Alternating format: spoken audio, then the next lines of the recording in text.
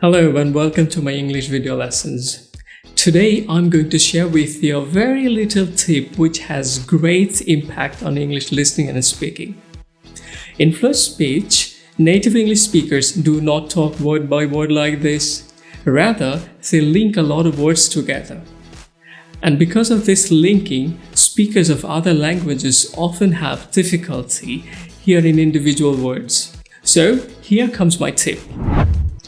When a word ends in a consonant sound and the next word starts with a vowel sound, then connect the final consonant sound to the vowel sound. For example, keep it up. P is a consonant, E is a vowel, and T is a consonant, A is a vowel. So keep it up becomes keep it up. Let's have a look at some example sentences. Eat out. Eat out. Sarah wants to eat out all the time. Get on. Get on. We get on just fine together. Hand it over.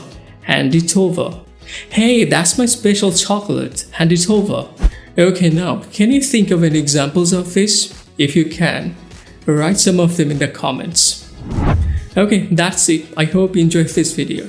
Thanks for watching and I'll see you soon. Happy learning.